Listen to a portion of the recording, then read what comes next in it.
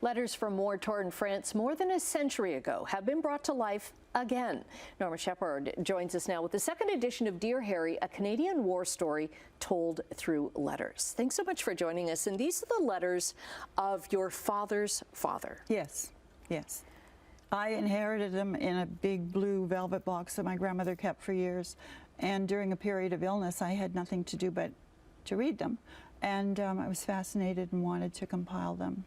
And it's fascinating the minute details from the battlefield and from life here in Canada as well, that these letters portray, because the book is largely the letters between Harry and his wife Jen, who is your grandmother, and it just tells like details that you don't read in history books. Things no, like not at all, not at all.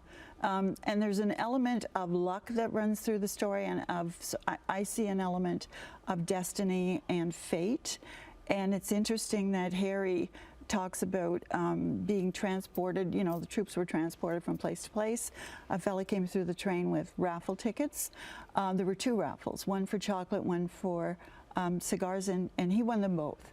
And he always believed that in his invincibility and his luck, even from the very beginning, before the First World War, when he was on sentry duty in another, he was actually a decorated career soldier. So this was in his past, and a bullet that was meant to kill him missed and was embedded in the wall behind him, and he dug it out, sent it to his mother as proof of his luck.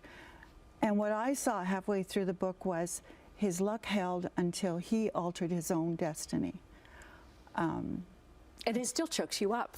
Because as I was reading, like, I know what happens, and I was reading these letters, and I'm like, no, he's going to make it. He's going to make it. He's going to come home. We do feel that, don't we? And I think it's because letters are first person, present tense. They're speaking to you present day, even though they're written 100 years ago. So you do feel that he's alive, and you want him to stay that way. Because you build a relationship. And I think it's true of any war letters. I mean, first, you can't overestimate the value of a first-hand account of anything, really. Yes. And the accounts of things like dealing with lice all the time, and how they were constantly, like, not just fighting the enemy, but fighting lice, fighting cold, having to scrape mud off their uniforms because they didn't have clean uniforms. And details, like, in order to write as well, you had to write it in your pay book.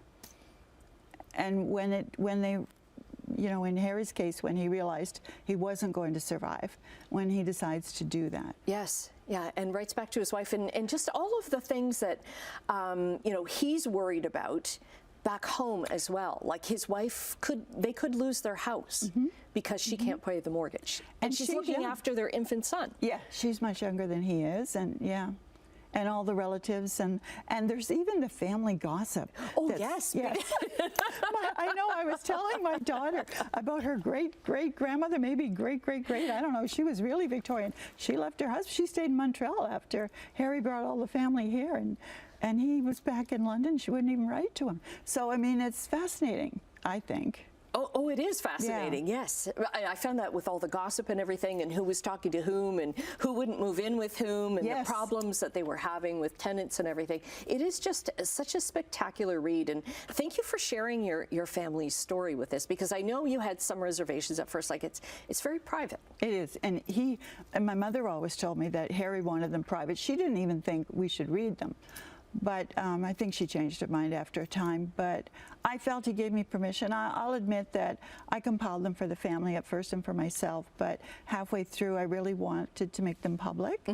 And I felt he gave me permission. I woke from a dream one day saying a few words. I said, I can't draw a cannon. And the next letter I picked out of the pile, Harry said the very same words.